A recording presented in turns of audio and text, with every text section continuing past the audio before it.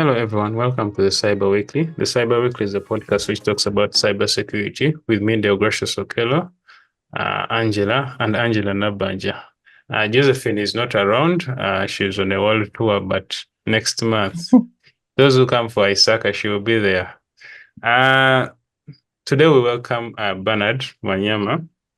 I believe Angella should take on that reading of the profile, since I'm no longer the rookie of the team. I'm also not a rookie, but Dale. Yeah. Welcome, Bernard. We are so glad to have you. And Bernard is a seasoned cybersecurity professional with over 2 decades in practice.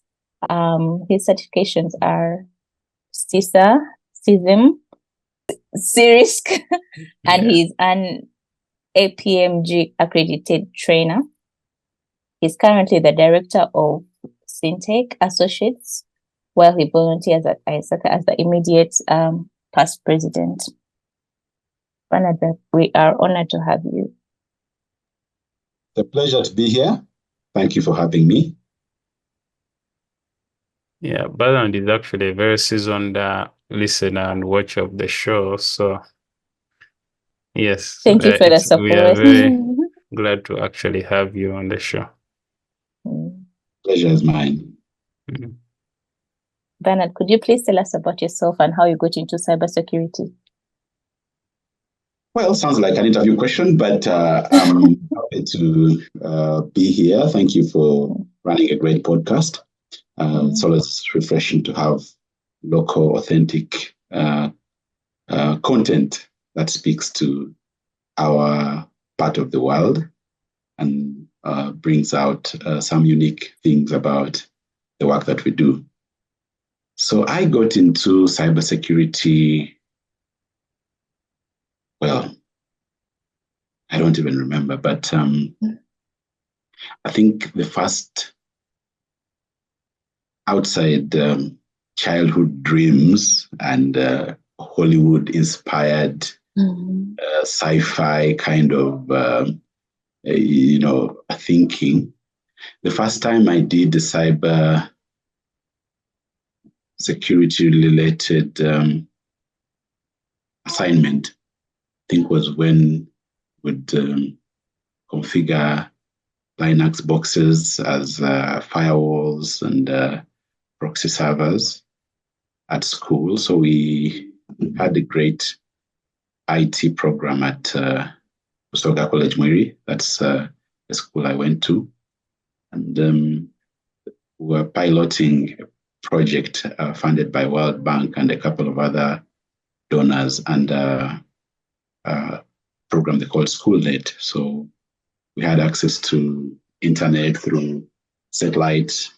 We had some PCs and a Linux server, and we're using that to get internet access, but also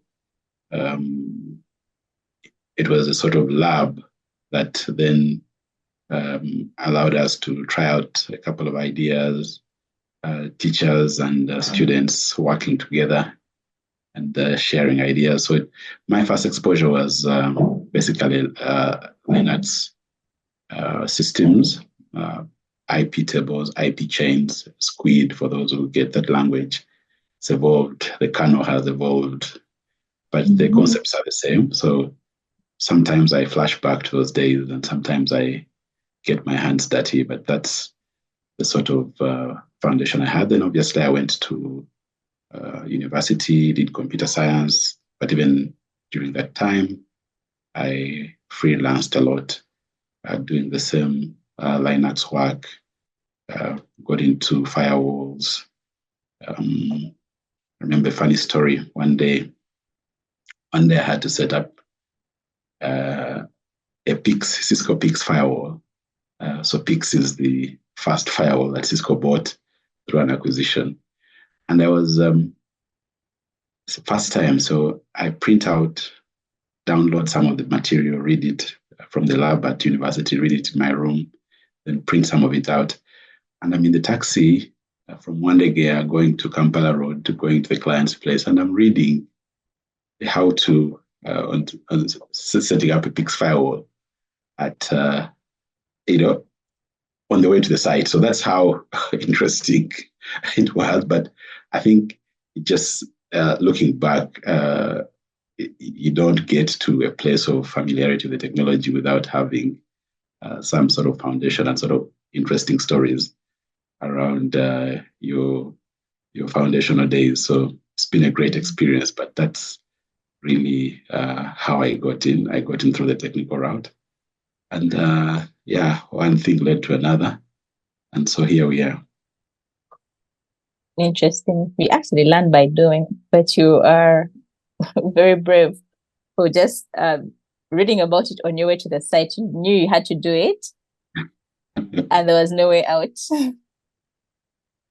Many stories. Yeah. That is very interesting. I will talk about it maybe when I'm your age, about how I fire fought one day. So there are so many titles you have held. Support engineer, BCSO. BCSO is a business information security officer. Basically a person who knows both the security and how to relate it to business and all that. So that's a very interesting role also.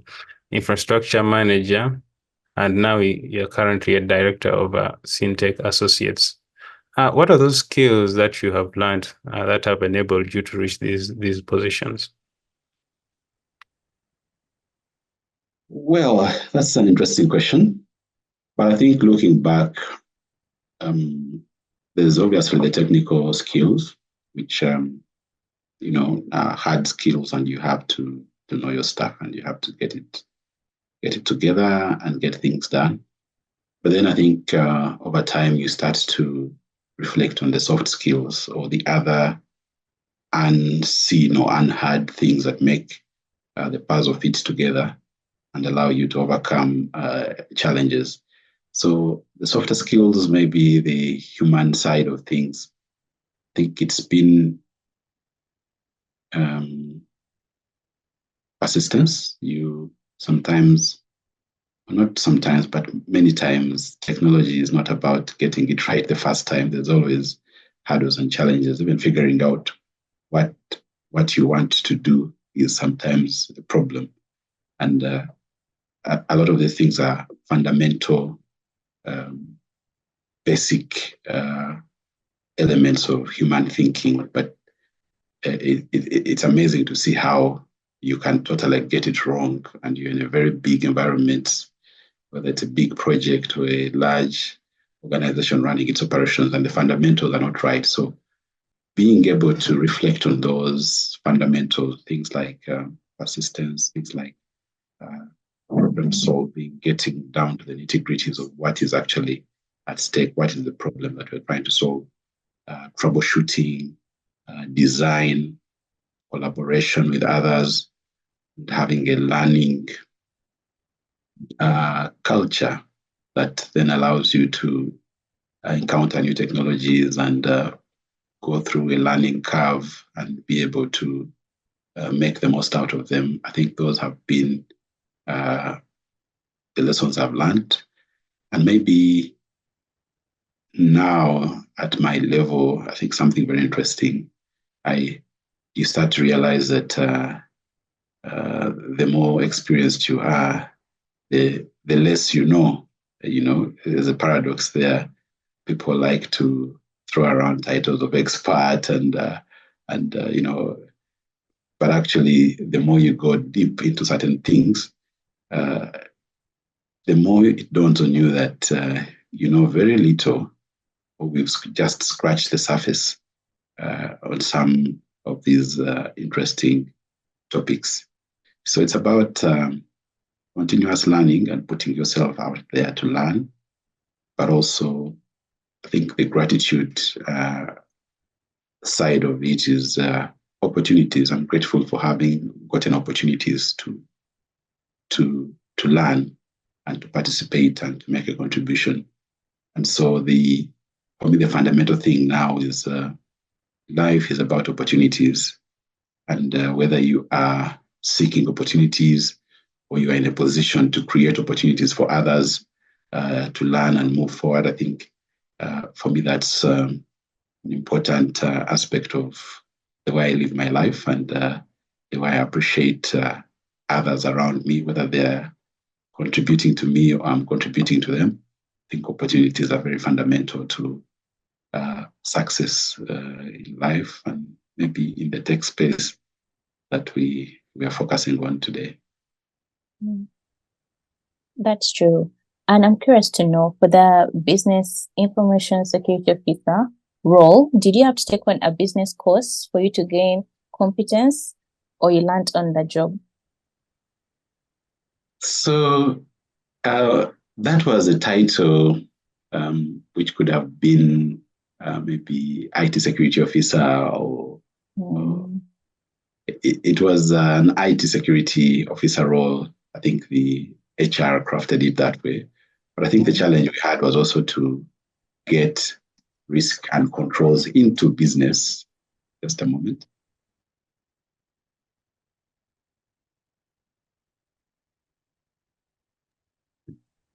To get risk and controls into the business outside the technology space and start to speak to how the business can improve. So speaking the language of the business was the challenge that HR had given us in that role. Okay, understandable. And as the immediate past president of ISACA, please take us through your leadership journey with ISACA Kampala Chapter. Well, it's been an exciting journey. I think fundamentally, it came sort of accidentally. I never set out to join ISACA, although I was exposed to ISACA many times. But when I was at Barclays Bank, which is now ABSA, in a technology infrastructure management role, my job meant dealing with auditors quite a lot and having to challenge them on many of their observations and their conclusions. And so I got into the CISA course and I became an ISACA member simply because I was fed up of dealing with auditors who didn't know what they were talking about. And so I wanted to get back at them by figuring out what they learn in ISACA and maybe just taking them on from that angle. So I get in and first the exam experience was very difficult. I had never done such an exam. And I almost lost my mind trying to prepare for the exam. So exam day, I get in and I do the exam, finish very quickly, and then I had a lot of time, maybe 2 hours to go. Then I started to second guess myself, changing the answers. Those days it was multiple choice, but you write the exam by shading the right objective or shading the right answer. So I had to stop myself and just walked out of the exam because I realized I was going to change the right answers and change them to the wrong answers. So the long and short of it, I did very well in the exam. I think I was the best at that time. So from there, I attracted the attention of the chapter leadership at the time, and they invited me to help with the CISA exam review classes, where you basically prepare those who are going to sit the exam. So that's how I get into ISACA, accidentally, I would say. But then from then on, I started to, I was seconded to the board to lead a portfolio on academic relations, then in education. Then I became this chapter secretary. Then I took a bit of a break, and then I finally came back as a chapter president. Then now I have to still serve as the immediate past president to support the new leadership from an advisory point of view. So it's been that kind of journey, but I think what it meant to me, or what has really come out strongly for me, was leadership is an opportunity to serve. And when you volunteer, or when you serve in a volunteer role, you make things happen without necessarily having the authority over people that you lead, or even resources for incentives and other things. So managing volunteers is a very interesting experience. You learn a lot about others, but I think you also learn a lot about yourself. So it's quite philosophical in there, but it's rewarding as well as demanding. So it's a contribution that you make to society. I think the fundamental thing is that you learn to be part of something that is bigger than oneself. And so building community, building society, making a contribution, I think those are the lofty goals that, stand out from the leadership experience. And as you pursue those goals, you learn many tough lessons and you make a number of mistakes. But I think overall, it's a rewarding experience and I highly recommend it for everyone. But with a caveat, you need to do it for the right reasons. I think it's very important to be volunteering for the right reasons. Thank you. Thank you for your service. It's a pleasure. So, what initiatives are being taken to keep ISACA members updated with the rapidly changing IT landscape? That's a great question. I will speak generally. I think the orientation we now have as ISACA is that we are a learning organization. We want to promote learning and create opportunities for our members to learn in a meaningful way. There are many avenues of learning. There's universities, there's the training centers, there's online opportunities or online avenues for learning. As a chapter, we want to be part of the opportunities for our members to learn and get better at doing their jobs. ISACA certifications are primarily based on job practices. So a CISA, a C-risk, a CISM is somebody who is doing a very well-defined, well-understood role in an organization. And so those job practice-based certifications are very unique in that they target people who are doing specific jobs, specific roles. And our challenge is to empower those people in those roles to support their organizations and provide value. So we have a number of monthly webinars or monthly seminars that are online or in person. We also create opportunities for training workshops as well as our flagship conference. But I think the overall thing is that the culture is that of being a learning organization and orienting ourselves towards creating opportunities for learning. Secondly, we believe that members should be able to serve or should have opportunities to give back to society, to give back to ISACA, to give back to others. So we are also working on creating more and more opportunities for our senior members to give back their knowledge. There are people who are no longer interested in learning or are no longer accumulating knowledge. They are at a stage where they can actually impart knowledge and guide and support others. So that's where we want to also create more value as a chapter to create those opportunities for people to give back and support We do have a great wealth of experienced members and resource persons who can do a great job. Thank you. Yes. And how do you think emerging technologies like AI and blockchain, cybersecurity will impact the IT profession? Right. I think I get this a lot, and we are all in this place of questioning, asking, wondering about AI and blockchain. I think some days are more intense than others, but they are fascinating technologies if you look at the hype around them and the possibilities. I think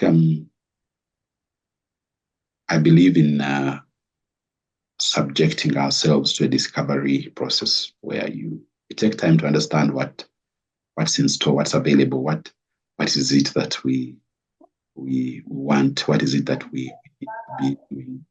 So there's immense potential. I cannot prescribe.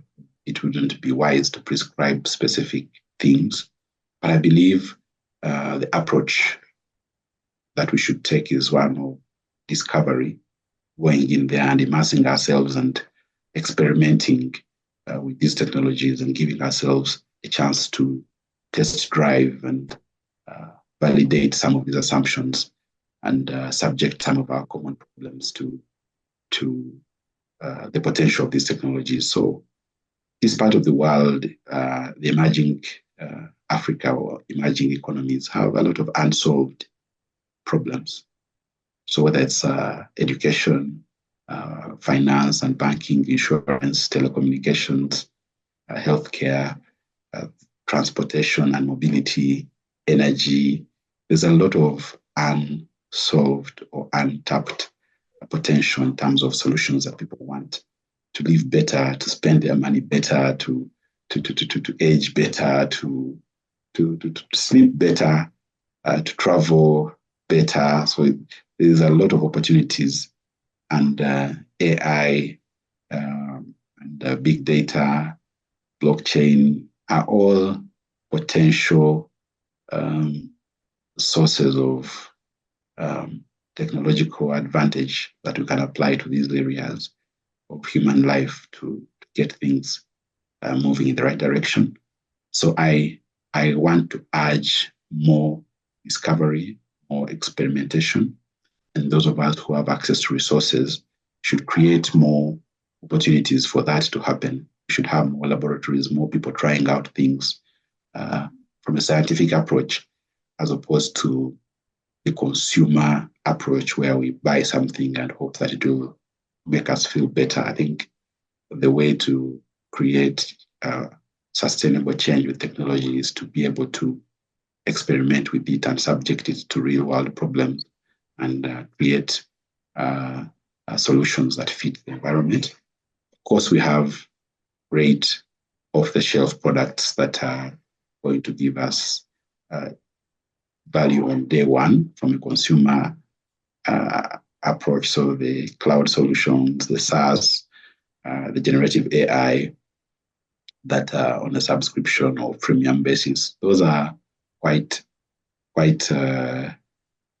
useful and they have a role to play. But I believe the fundamental change will come through a bigger, more specific approach towards finding out what works for us and how we can leverage technology for day-to-day living improvement. Thank you for that, Bernard. And basically, for me, I feel like since everything is unfolding before us in real time, like we all have the same advantage. Someone in China, someone in Uganda, we can still learn, because sometimes you would feel discouraged when you're learning Java and they tell you, children in China study Java in primary school or something like that. But now everyone is studying quantum computing, blockchain, everyone is studying it. So we have also an opportunity to study things in real time and compete and like on a global level. That's true. Yeah. So what role does ISACA Kampala Chapter play in terms of shaping IT policies or standards, whether it is national or globally? Thank you very much. I think we have had an opportunity to influence and contribute to the national scene in terms of technological standards and workforce development. We consider ourselves very lucky to have the Ministry of ICT as our primary stakeholder through the National IT Authority, NITAU. And so our work with NITAU and Ministry of ICT has been almost from day one. So for more than 13 years, we've been working with Ministry of ICT and NITAU and other agencies to shape the direction of legislation, the direction of the workforce requirements, but also to create more trained and skilled personnel who can support this economy locally through having people who are certified, whether it's the people on the front line, like the CSAs and the citizens, or even people at the board level who have to appreciate IT governance as part of the portfolios they look after. We've been able to make that contribution, which I believe still requires more work. I think we all agree that there's more work to do, but I believe that we are at a position where we are able to speak to the right people and have influence and have people listening to what we have to say. But also, we think that we make that contribution with other stakeholders, other players. So we have sister entities like the Institute of Internal Auditors, Institute of Certified Public Accountants, the experts in forensics, and many other entities with whom we collaborate and ensure that we are speaking the same language and contributing to the same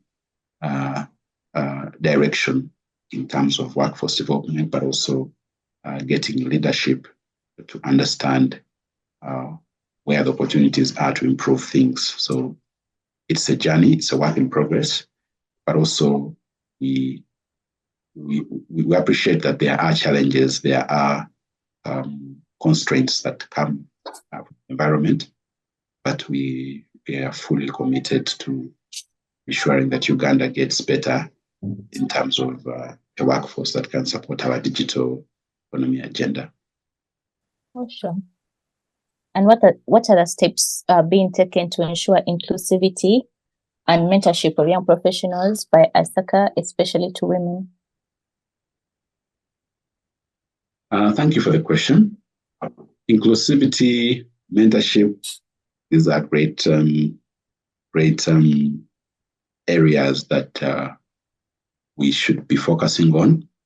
We have had an academic relations program from about the past 10 years, and we have used that to push into tertiary institutions, universities, to create awareness, but also to enable them create university ISACA student groups at the university level where we are able to engage university students and their faculty, dons and lecturers through some outreach programs, inviting them to our events, taking them on for mentoring, and also contributing to university curriculum, providing guest lecturers.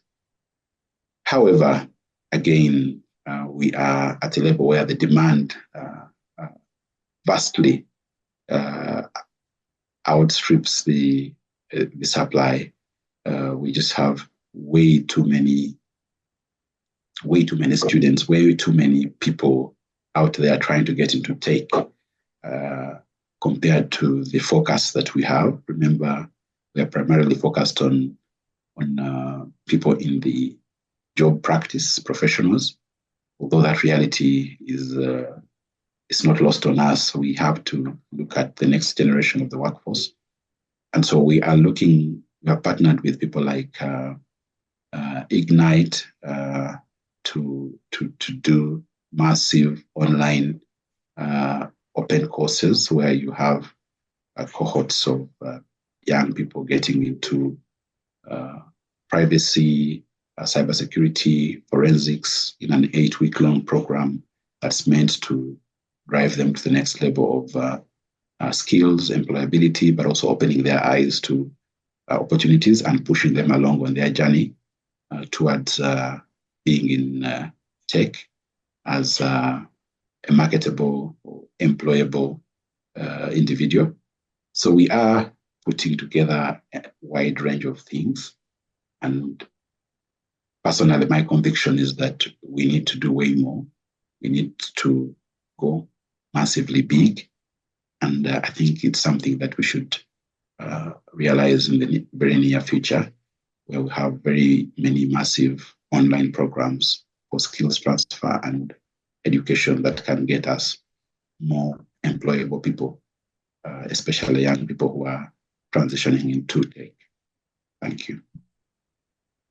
And I would actually like to appreciate, I'm part of the current Ignite cohort in cybersecurity. Thank you for the initiative. And also, I've benefited from the ISACA student discount. Yeah, Angela, you're now enjoying the benefits. How does it feel like? It feels great, Dale. It feels nice to be given.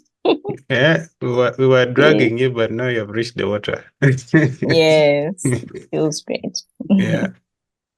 So, how does ISACA ensure members' voices are heard, especially balancing interests across various IT sectors, such as software development, cybersecurity, data science, and infrastructure management, among others?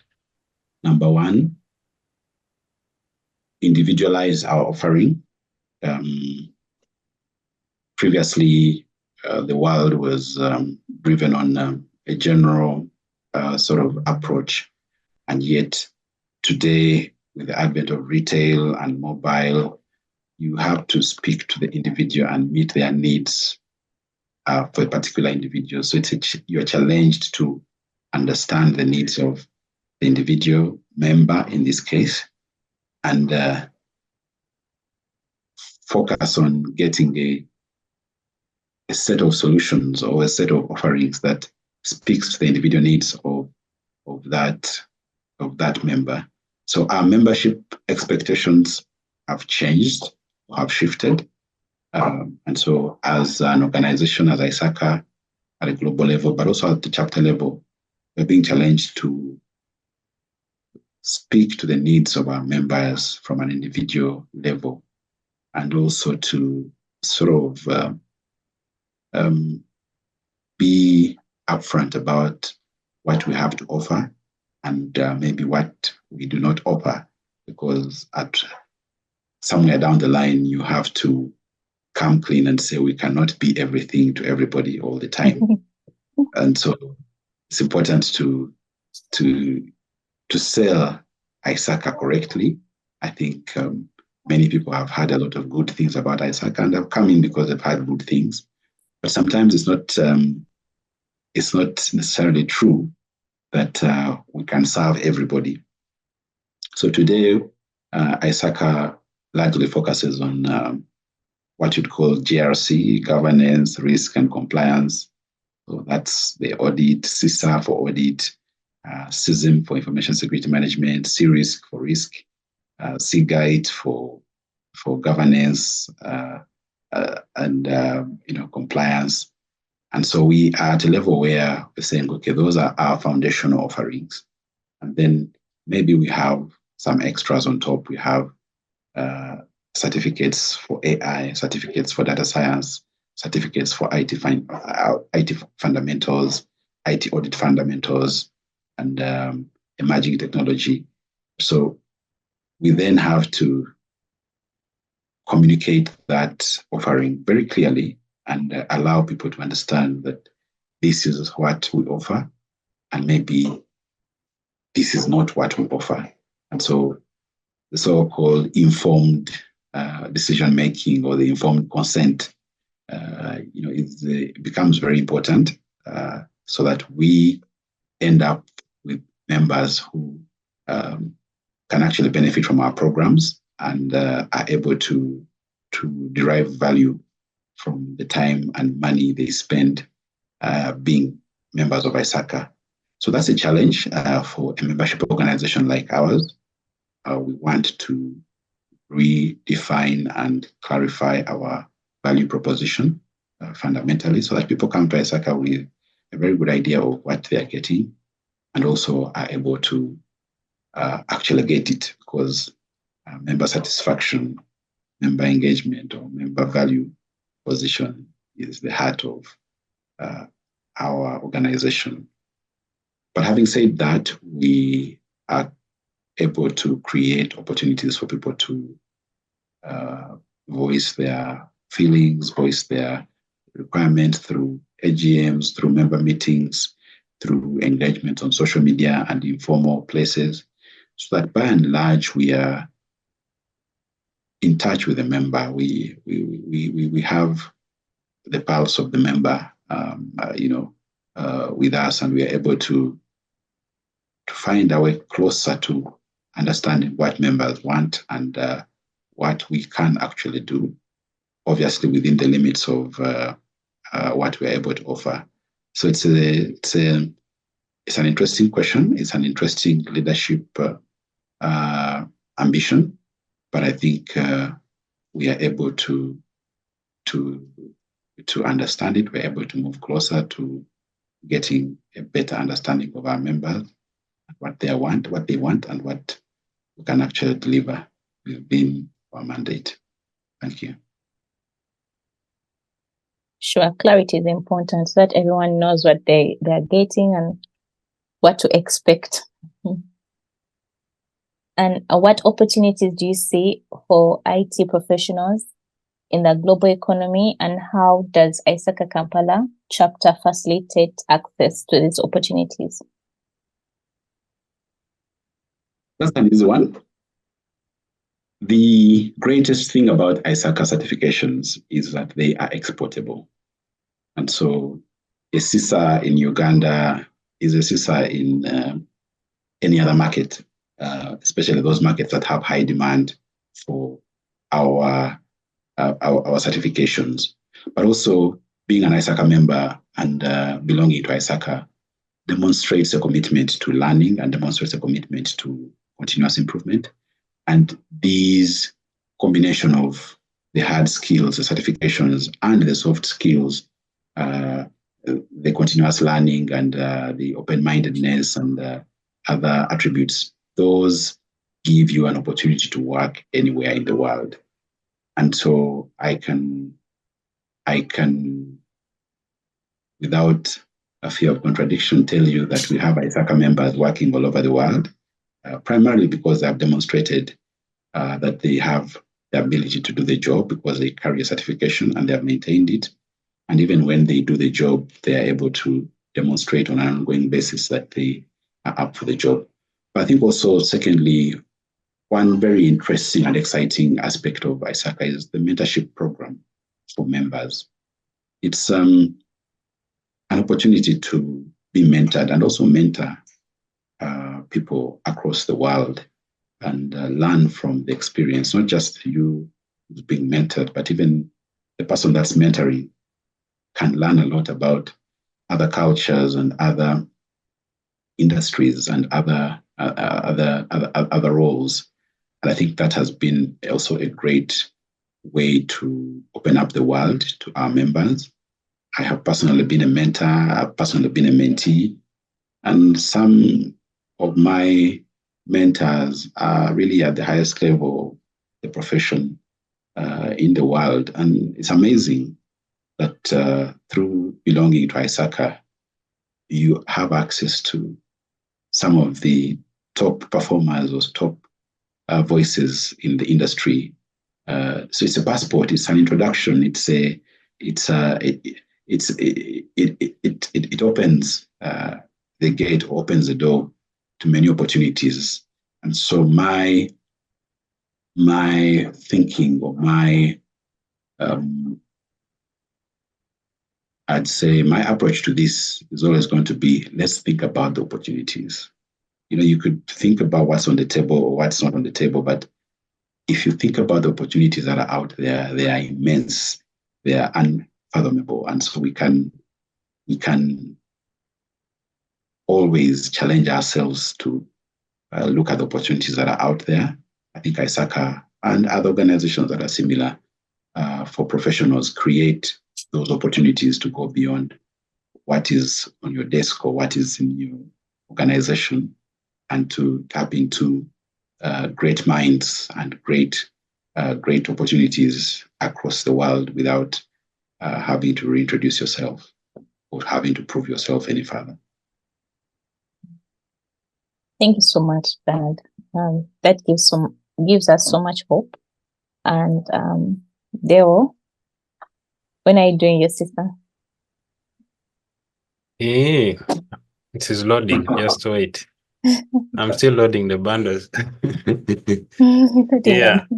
Yeah. So now we are finalizing. First of all, thank you, Bernard, for being here. I know it seems like a very short time, but yeah, we have fast spent on the time. So any parting shots, and what would people actually be able to see during the conference? Because definitely we are trying to also bring people to ISACA and also the conference. So what things are expected to be in the conference? Thank you very much. I think if somebody is coming to the conference or somebody is still making their mind up about the conference, they should get in there quickly. We have lined up a great learning experience. We have 2 master classes on cybersecurity and privacy. We are running them with experienced partners, and we have taken feedback and learnings from the previous year's experience, and we are making it a superb learning experience for anybody who wants to get down with practical, actionable, exportable skills on those 2 areas. We shall also have a concurrent main conference track that's attracting some of the biggest names in our professional industry. We have people at the top of the profession. I think we shall unveil the chief guest next week, but we have people from the top business organizations, top public sector entities running big portfolios that can inspire us, that can share with us their lessons from the experience, but also, more importantly, we're going to have networking. This year, we are making it mandatory that we shall have purposeful networking. And so please come and be ready to meet the CISO that you've always admired, the chief audit executive that you've always admired, the executive director that might be the one to mentor you into your next role, the board member that might be the one to show you what opportunities you have ahead of you. So we have a great number of opportunities for networking, for learning, but also having fun and enjoying ourselves as professionals and as colleagues. So it's going to be great. 3 days, 20th to 21st at Speak Resort Munyonyo. You've seen the ads and we'll continue sharing them with you. It's going to be a great experience. I want to encourage everybody to come. We're going to make it bigger and better this time. So, parting shots. thank you for hosting me today, and thank you to our listeners for faithfully listening and growing our audience. I think for me, technology is a great way to solve problems of society. It's an opportunity for things to get better, and we're going to have a lot of great things happening in the industry. So for those of us who are at the entry level, those of us who are in the middle of our careers, and those who are maybe nearing the end of the career, I think there's a lot of opportunities to contribute, to earn value, but also to be rewarded with purpose and have a sense of belonging and purpose as we serve in different roles. So I remain committed to technology. I believe that technology is the way forward for us in this part of the world. It will allow us to live a better life and to do better and have better outcomes. Thank you very much. Thank you so much for your time, Bernard. Thank you. It's been great. Thank you, Bernard. I would like to recommend our guests to check out the episode of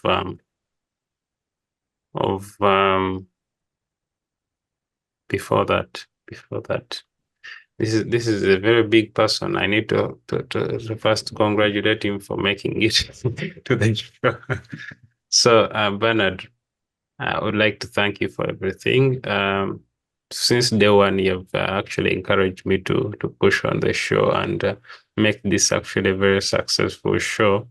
And it's very good to see people in the field who are actively engaging and helping young people, grow in the profession. And you have really shown a very good picture for us and portray a very good role model for us young people. And the fact that you're also a person who is technical. I thought I was very technical till I met Bernard. That's when I realized I have a lot of work to do. So yeah, I want to thank you for being that guy who leads by example. Thank you very much. It's a pleasure. So without further ado, guys, you can check out the next episode. Actually, an episode of one of our guests, who is actually Bernard's boss now. So that is Maurice Taremwa, who is the current ISACA president. That is episode 39. So it will be somewhere here on the screen. Other than that, see you all in the next episode. Thank you, Bernard. Thank you. Bye-bye. Thank you, Bernard.